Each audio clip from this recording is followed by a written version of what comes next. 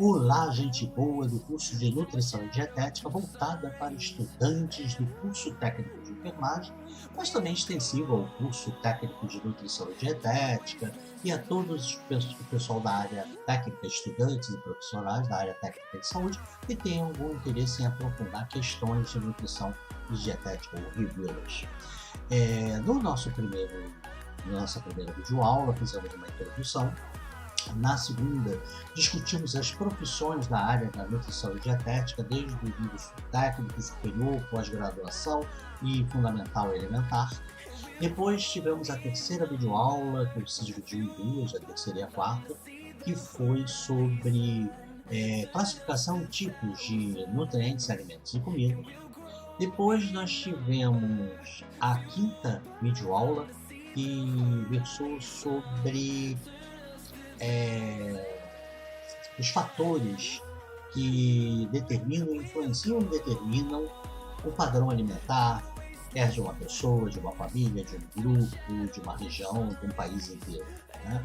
Aí a gente dividiu em duas videoaulas. E agora vamos para a sétima, que vamos discutir segurança alimentar.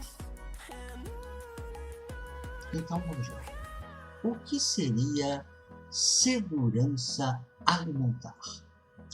A segurança alimentar é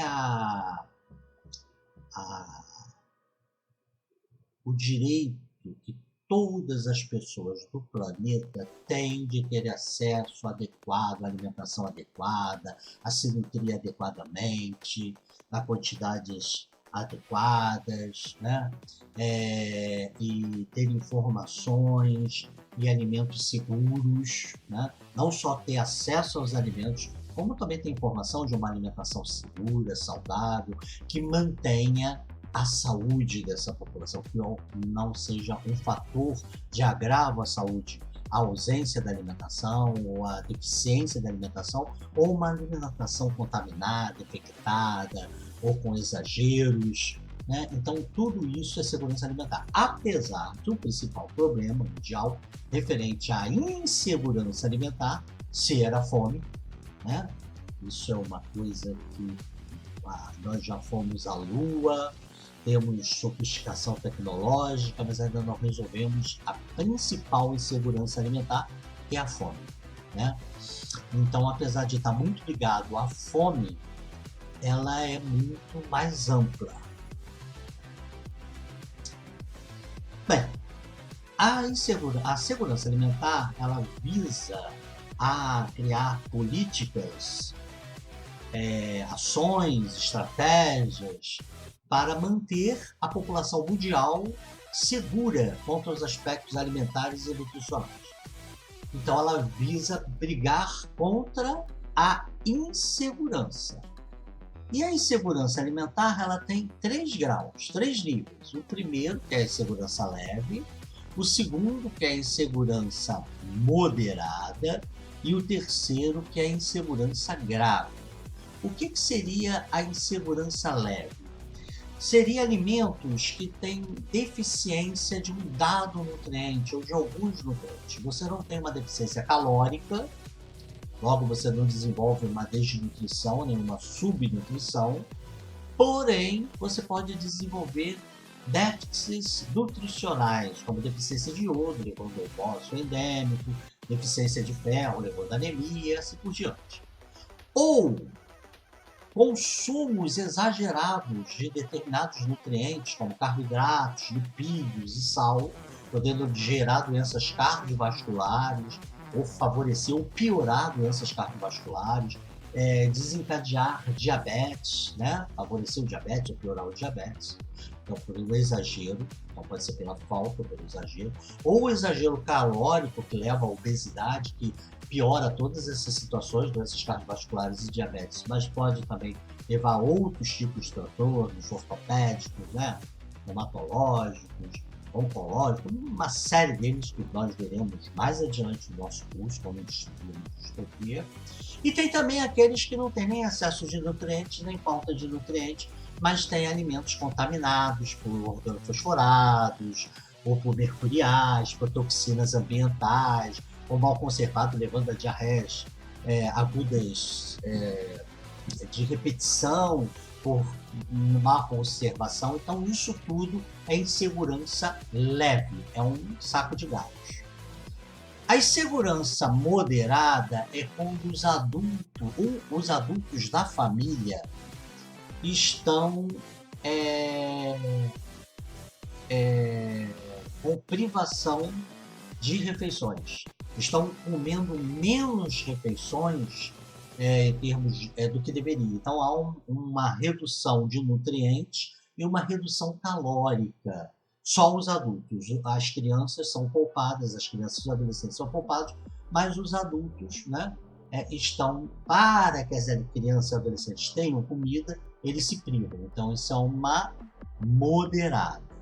E a grave é quando você tem todos os elementos de uma família, crianças e adultos, com uma redução das refeições, então das calorias consumidas e dos nutrientes como um todo. Né? Então pode evoluir para a subnutrição e até a desnutrição, e aqui inclui também aqueles que não comem, né? Que estão numa situação em que não passam fome. Ou pode ser uma redução nos nutrientes que afetam, e calóricos, que afetam também as crianças, né? Esse não seria só o adulto, seria moderada, afeta as crianças, ou até a fome, que é a parte mais grave da insegurança alimentar grave. Seria um gravíssimo, se a gente pudesse classificar dessa maneira. Bem, para defender o mundo da insegurança alimentar, e cujo principal objetivo é a fome, pelo menos quando ela surgiu a FAO, que é uma organização das Nações Unidas da Agricultura e dos Alimentos, né? Alimentos e Agricultura, inicialmente. Surgiu, a sede dela fica na Itália, em Roma, porém a criação dela foi lá no Canadá. As bases da criação dela foi no Canadá e a sede dela foi em Roma. E ela se preocupa atualmente, né, com a fome, a principal preocupação de reduzir o mapa da fome. Ela faz o controle do periódico do mapa da fome no mundo inteiro e tem como objetivo ajudar as diversas instituições regionais, políticas, órgãos, ONGs, ou seja, organizações governamentais e não governamentais, para criar e manter estratégias de melhoria da segurança alimentar, com o foco principal a regressão da fome. Mas também se preocupa com as outras questões, né? Com a obesidade, com as doenças crônicas causadas por alimentação irregular, pela alimentação mal conservada, envenenada, tóxica, pela deficiência regionais ou locais de determinados nutrientes, apesar da pessoa comer determinados nutrientes, ela também tem essa preocupação, mas o foco principal é a fome.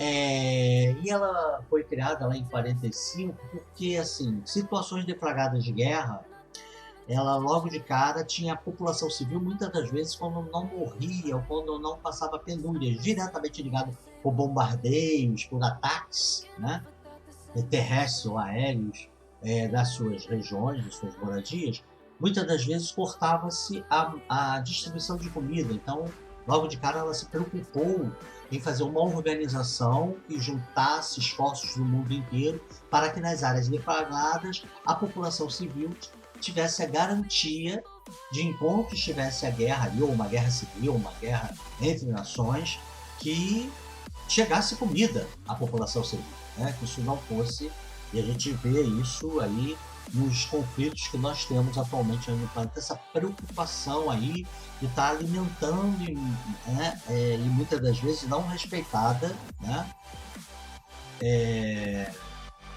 os esforços de levar comida até a população civil. Mas aí ampliou, porque a gente tem hoje uma desigualdade econômica entre as nações, e nas próprias nações, às vezes, tem uma desigualdade entre as diversas regiões. e a desigualdade social é o que alimenta essa questão da fome, além das questões da guerra, que ela tentou solucionar, e tenta, né, com as medidas já lá desde os anos 40.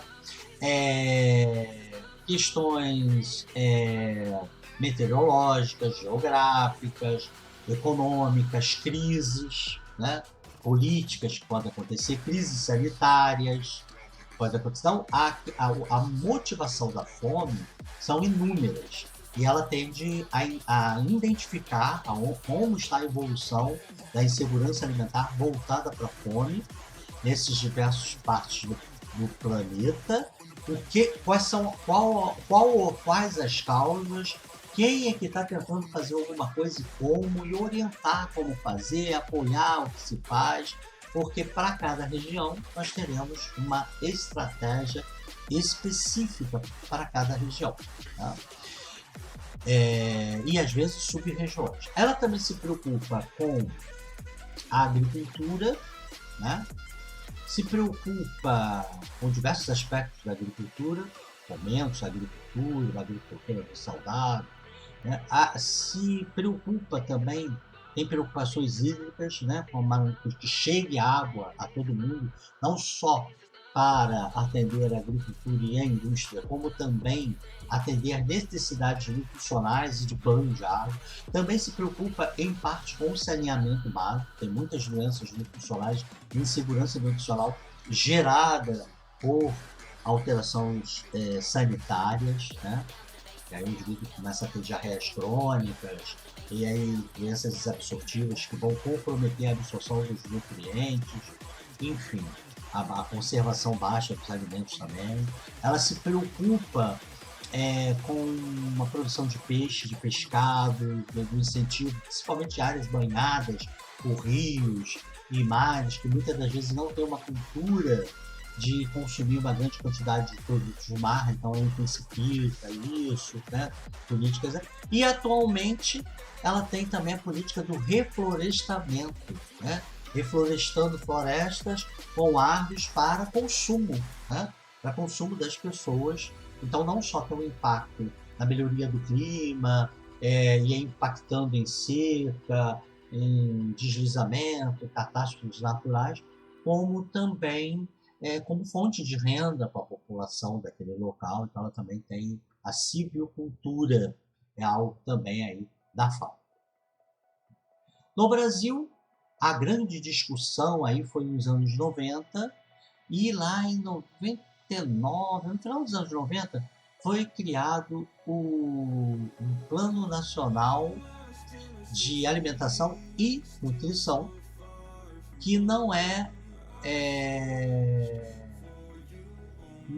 um plano de governo, é um plano de Estado, né? Foi instituído, e em 2004, 2006, teve aí um congresso para discutir a segurança alimentar. Esse plano aqui, Política Nacional de Alimentação e Nutrição, essa política nacional, ela visa segurança alimentar, mas seria algo semelhante à FAO, porém do Estado brasileiro, né? Do governo brasileiro. Mas, mais uma vez, é um plano de Estado, não é um plano de governo. E acabou o governo e o outro pode continuar ou não. E em 2004 foi se preocupando se houve aí um aprofundamento nas questões de segurança alimentar, que o Brasil estava no mapa, até então, no mapa da fome, e foi criado aí, em resumo das diversas discussões, dos congressos para discutir a fome e a segurança alimentar, foi criado o SAN, que é a Segurança Alimentar Nutricional, que foi incorporado depois pelo PNAN, que já existia, né?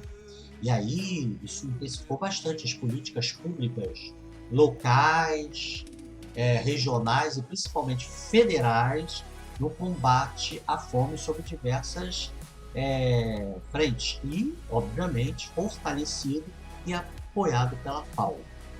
As Nações Unidas têm outras secretarias também, e indiretamente estão ligadas à FAO, que também ajudam ali, né?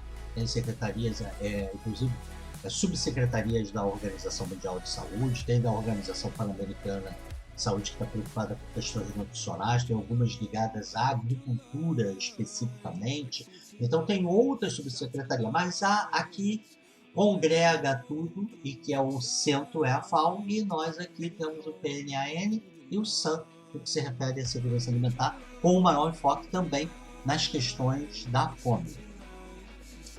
E o que seria fome? A gente está falando de fome, o que seria fome?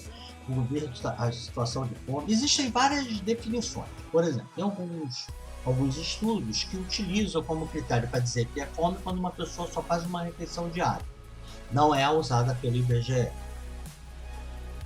que usa aí a diretriz da FAO. Tem outros que falam que fome é aquele indivíduo que tem que se humilhar para comer. Então ele se humilha para comer, então ele está passando fome. Também não entra aqui. Outros são aqueles que ganham subsídios de algum órgão governamental ou não governamental, alguma bolsa, né? Alimentação, uma cesta básica, que ele só consegue se alimentar sendo alimentado pelos outros. Então ele está em estado de fome. Também não é o que o IBGE usa.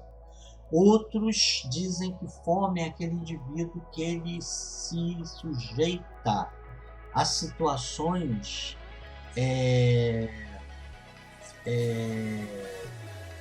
degradantes para comer, ou seja, ele se prostitui, né? Ele comete algum ilícito, ou seja, ele faz alguma coisa que é degradante para ele, né? Ou faz algum trabalho sujo para alguém para poder comer. E aí ele seria dentro da fome. Não. A definição de fome aqui pelo IBGE, que a gente vai usar aqui, é aquele sujeito que em 24 horas ele não tem comida. Ele só bebe água, mais nada. Ele não tem comida. 24 horas sem comida. Ah, é aquele que faz jejum intermitente? Não. É aquele que fez jejum por questões religiosas? Não. É aquele que não come, não é porque ele deseja, não é promessa, não é uma estratégia para emagrecimento. Ou uma doença psiquiátrica, né? O cara não come, tem uma anorexia nervosa e não come. Não. É aquele que não deseja comer, mas não come porque não tem condições econômicas para comer e também não tem acesso a nenhuma outra fonte de nenhuma forma. Então o indivíduo que fica 24 horas ou mais sem comer é considerado fome. Então todas as vezes que está se referindo que um percentual da população passa fome, ela minimamente fica 24 horas sem comer ou mais, porque não chega nada a ela. E aí, então, isso está dentro daquela terceira, da insegurança alimentar gravíssima, porque isso daí inclui as crianças, a família toda sem comer. E às vezes até o moderado, porque quando a gente diz que os adultos não comem para a criança comer, se o adulto come menos para a criança dele comer bem, beleza, não é fome. Mas se o adulto nem come, ele fica 24 horas ou mais, como existe em algumas famílias, para a criança dele comer, isso é uma insegurança alimentar moderada, mas porque pelo menos as crianças e adolescentes estão poupados, mas é grave, né? Um pai e uma mãe não comer para que o filho coma. A atitude é nobre, é um sacrifício, mas ninguém deveria passar por isso. Então, uma mãe e um pai que não come, será que vão conseguir dar, né, tá íntegro mentalmente, fisicamente, para educar esse filho? Enfim.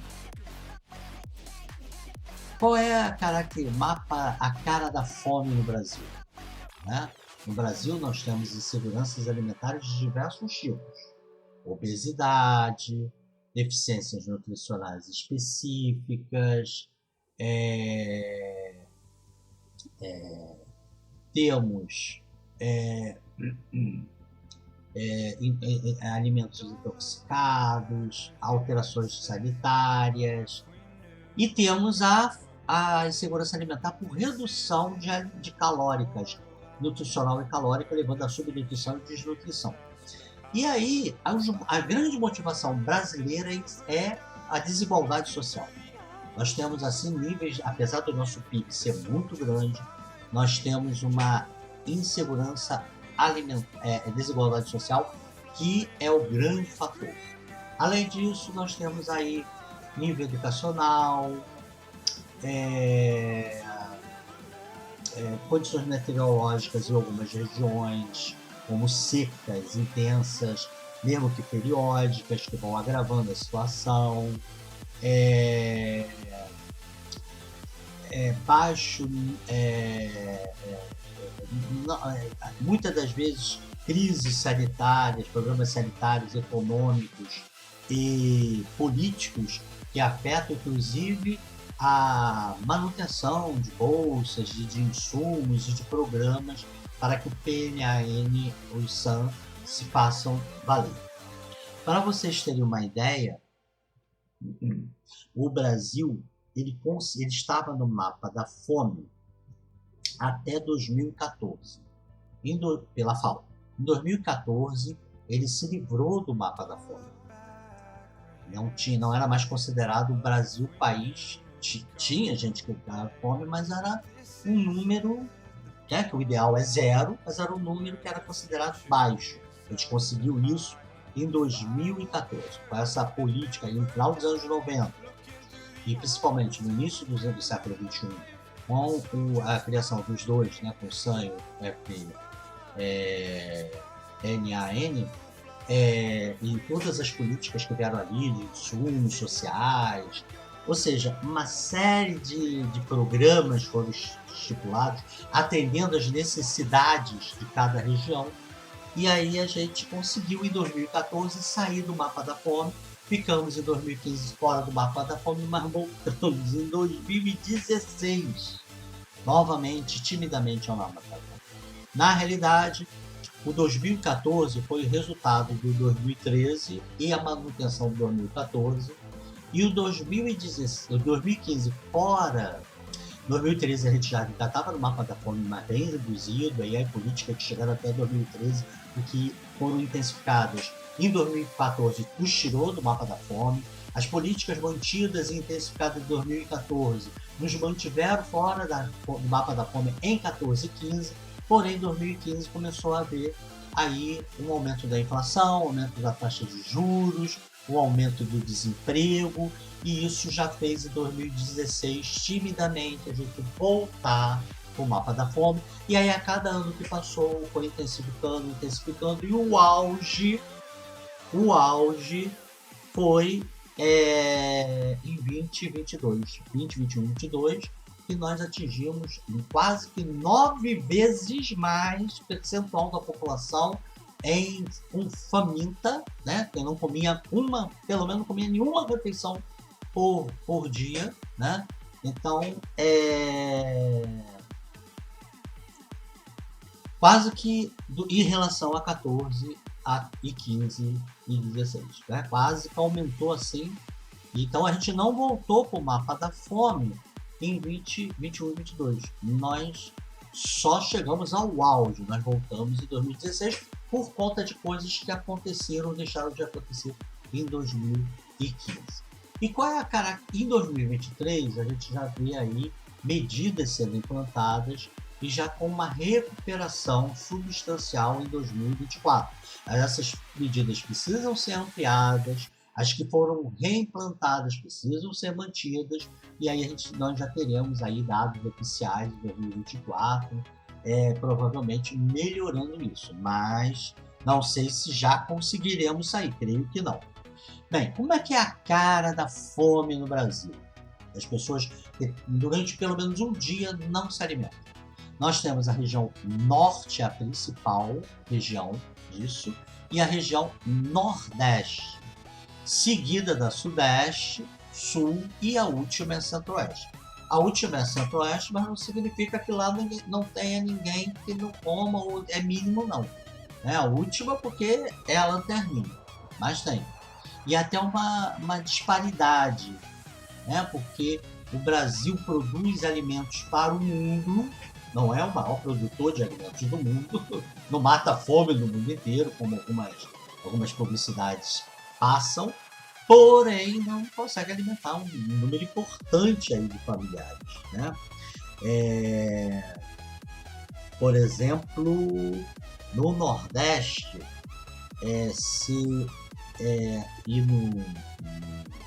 no Norte, nós temos, se a gente colocar famintos, ou seja, pessoas que não comem nenhuma refeição durante 24 horas, mais a insegurança alimentar grave, que é aqueles que não comem ou aqueles que comem com um teor nutricional e calórico baixo a família toda.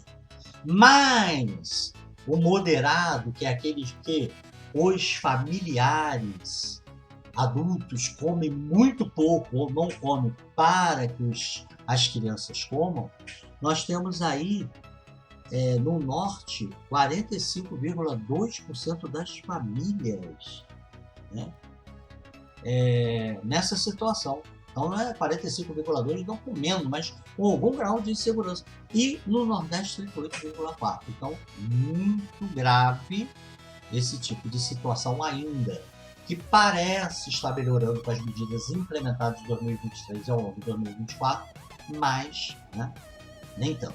E qual é a cara? Então, Norte e Nordeste, depois Sudeste, atrás do Nordeste, Sul e final de Centro-Oeste.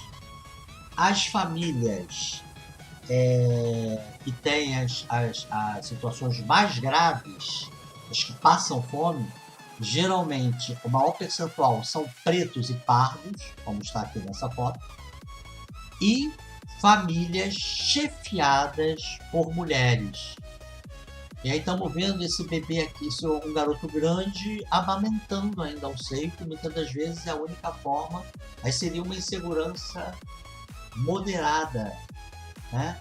A grave, moderada, se ela tem alguma tem alguma subsistência para alimentar o filho, ou até grave mesmo, porque mesmo que ele não esteja passando fome, porque ele está mamando, eu não sei, dependendo da idade dele, apresentar parecer, né? Assim, teríamos que vê-lo de frente.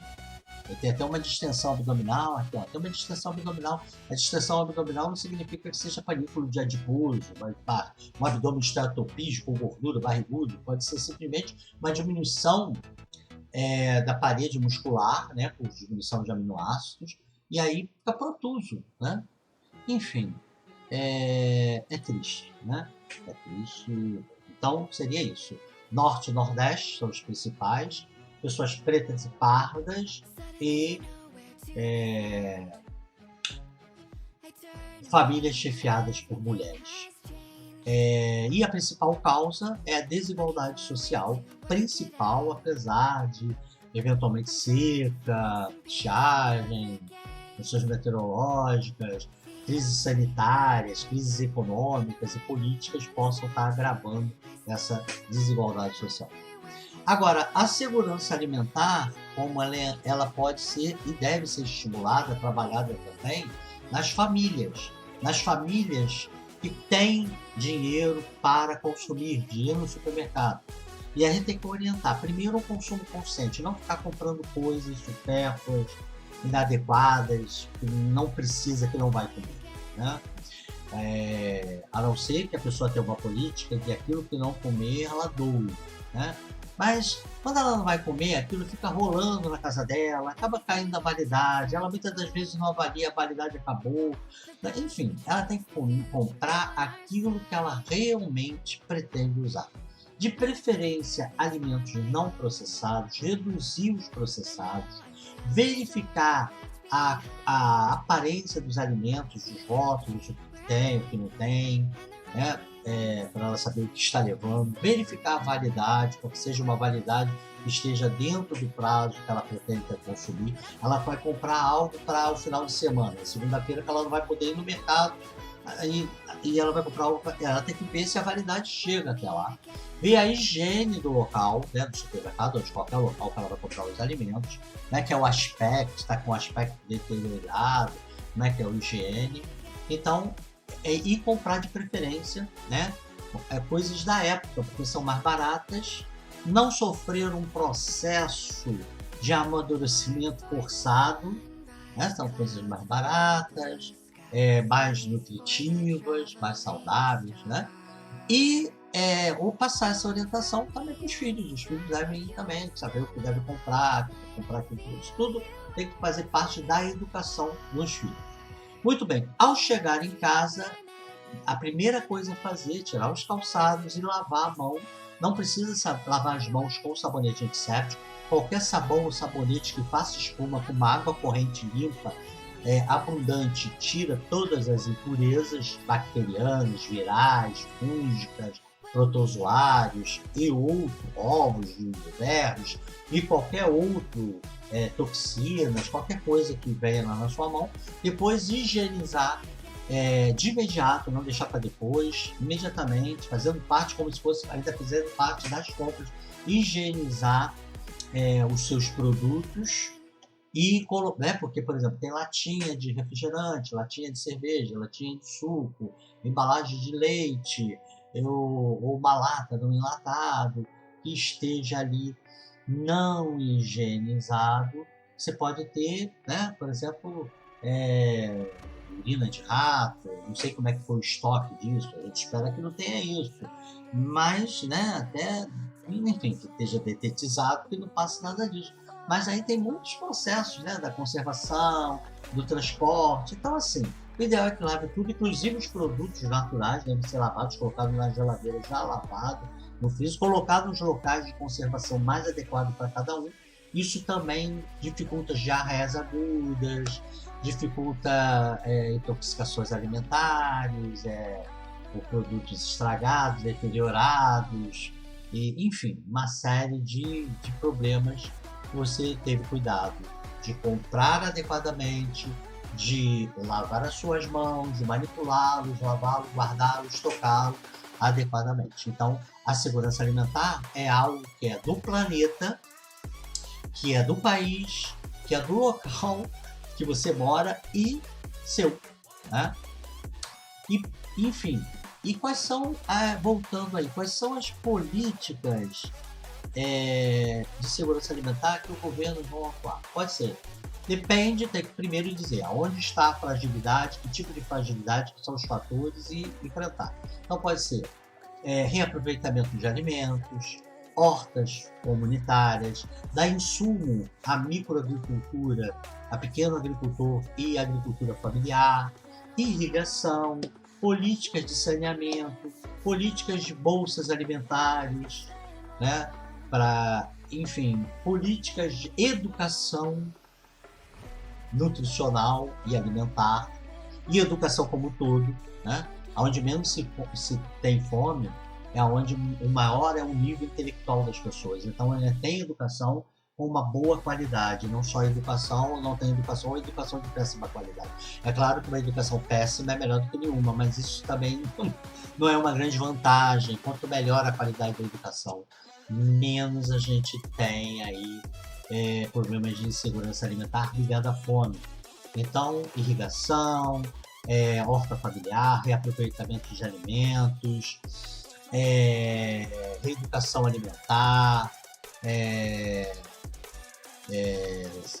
saneamento básico, políticas de distribuição de bolsas alimentares. Então, para cada região, de acordo com o principal problema, os principais problemas, você tem que fazer, né, uma política específica, que pode ser governo federal, estadual, municipal, organizações não governamentais e, no caso aí, até coisas sociais que você pode participar do seu e por outro. Aquilo que sobrou, não deveria sobrar, sobrou passar por outro, é claro, dentro do que está sendo conservado adequadamente. E, no mundo inteiro, a FAO, né, organizando e dando, e as outras secretarias da ONU dando suma, né? Bem, então essa é o vídeo sobre segurança alimentar. No próximo vídeo, nós vamos ver como é o padrão alimentar dos 5 continentes, características deles, e quais os tipos de insegurança alimentar que está acontecendo lá, em cada um deles. Então, até lá!